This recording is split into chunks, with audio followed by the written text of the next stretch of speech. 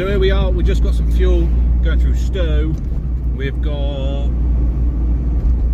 I don't know, about 20 minutes, half hour left till we get to Stealth. Running a bit late this morning and I hate being late. Bit of terrible traffic, left house at a good time, bit of traffic, not good. So I'll roll some montage and I'll see you when I get up Stealth. With you I feel like breaking rules on the edge, looking out with no parachute. You know I'm dreaming about us two, playing around without a clue. On the edge, leaning out. With us it's all or nothing. Ooh, but guess I need more of you. With us it's all or nothing, but guess I need more of you. You say it during night, but in the morning you're just sleep. With us.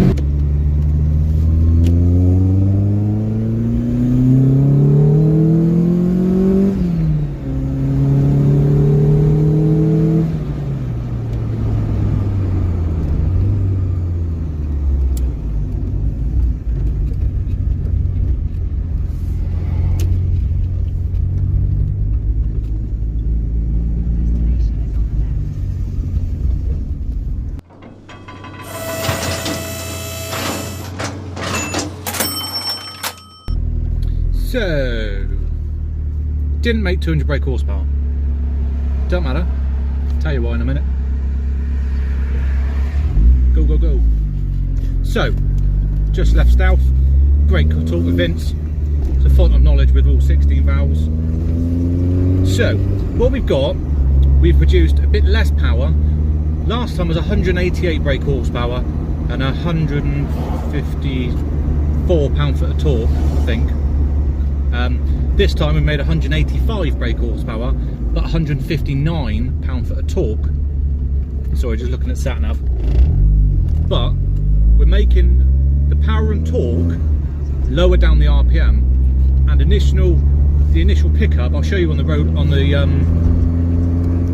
graph when I put it up. Potentials there. We're getting torque earlier on and a lot more, about 10-15ish, and we're making more power earlier on the rev range, but we got a massive lean patch in the middle with our fueling, which is killing power and torque. You can see on the graph,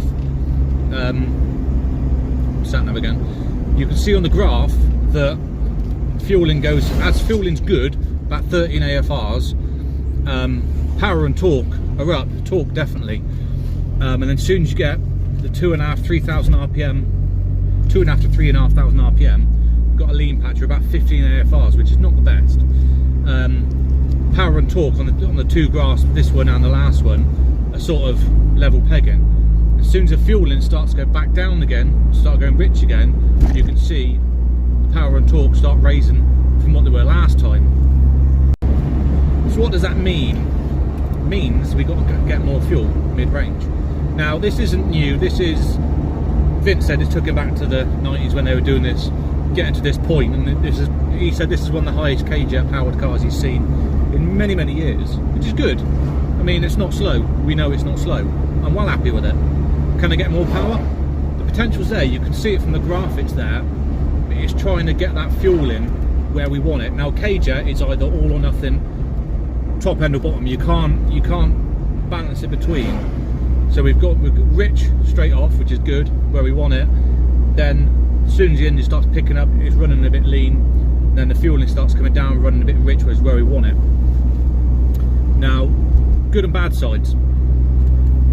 Bad side is running lean. It's not massively lean, but enough, especially it's in your cruise region. If you're cruising on the motorway for ages, then you come off a slip road, the engine's warm, because obviously a lean mix makes the engine warm. So that heat's built up, you get on a slip road and then start nailing it, you're going to run yourself into pre-detonation territory, which you don't want. Fueling top end, that's fine because we've got the fuel there, we're making the power, but we've got to try and find a way to, what is this guy doing? to get that power the fuel mid-range. Now I could run it slightly richer top end, which will bring the middle down, which is probably safer than running leaner mid-range, but then I'm running too rich top end, so it's a balancing act, and it has been since the 90s.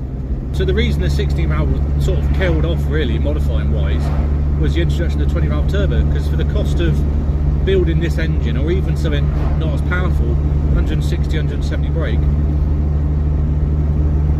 pistons and overboard, 2 litre engine, stuff like that, for the cost of that you can go and buy yourself a crash damaged Mark 4 Golf or Audi TT, put the 20 valve in it, boom, you've got over 200 brake, linear power, beautiful. That's just what killed the 16 valves.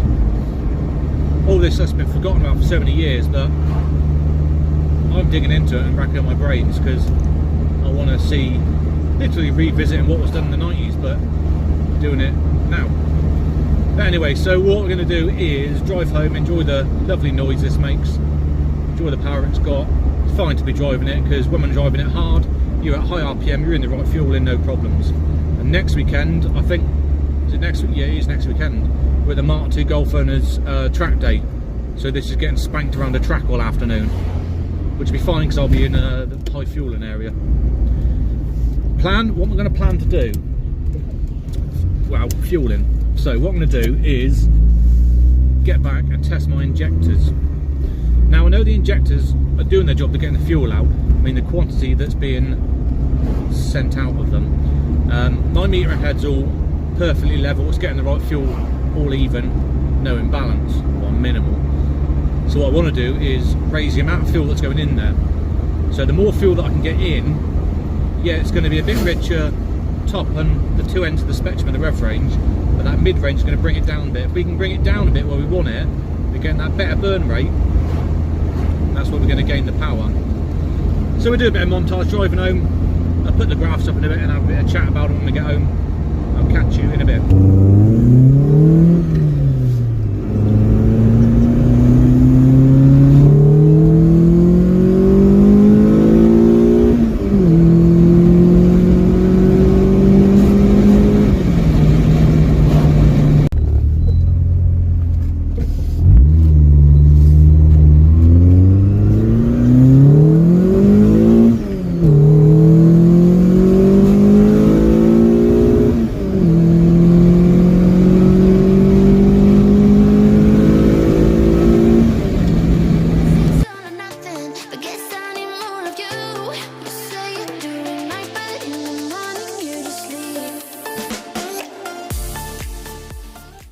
That was rubbish traffic, HS2 stuff.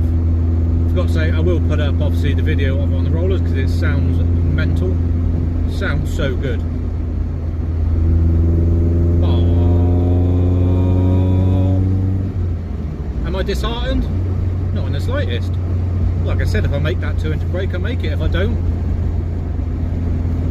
matter really. Still love the car, it still sounds epic, and it's still quick. It's quicker than it was. Like I said, there's more to come. I mean, just listen to it. Second gear.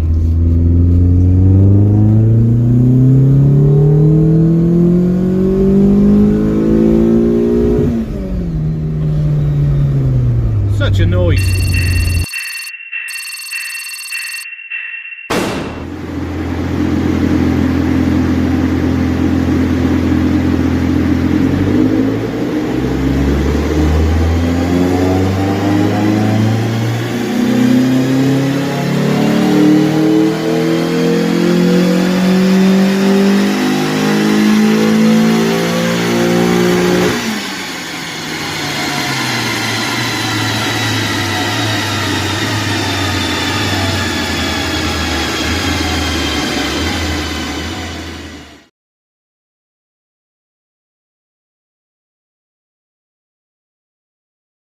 So here is the rolling road graph. So quick go over.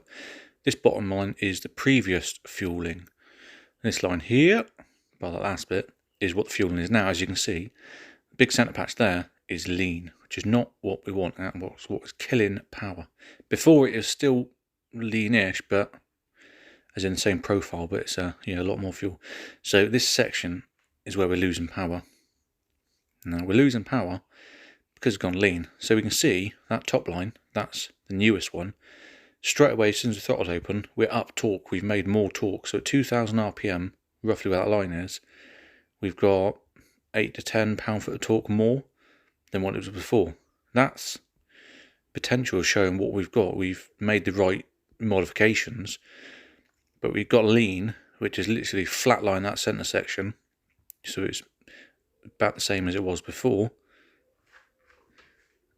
So as the fuel in, it goes lean, it kills power and kills torque. Now as the fuel in starts going down, our power and torque start increasing, as you can see. So what we're going to do is get more fuel mid-range and our power and torque will remain high. So the Golf is back in the garage. We've adjusted some fuel already, but there will be a fourth video, so I'll come on to that then. So have a look at the rolling road graph, see what we've got. And now, ignoring the patch between 2 and 4000 RPM, we've got a lean patch. So if we look at 2000 RPM, we are approximately 8 to 10 pound-foot of torque more than we were last time, straight from the off. As soon as the throttle's open, boom, we've got more torque. And obviously we run to our lean patch, obviously that kills torque and power straight away. And then if we go right the other end of the scale to 6000 RPM, we're again about sort of between 5, 8, maybe 10 pound-foot of torque and brake horsepower more. Obviously I can't do exact because the graph's not that exact to measure it perfectly. But low RPM and 6 RPM, when the initial kick in and when we've got max fuel in, we are up on power and torque. But that lean patch in the middle, it just kills it flat. So if that lean patch wasn't there, as soon as that torque picks up, it'll allow that torque to carry on all the way up. So we've got huge potential there to get where we want to be, or where we'll end up be. So I'm not disheartened. I'm pretty chuffed because there's potential there. Looking at the graph, there's more we can do. There's more I've already done.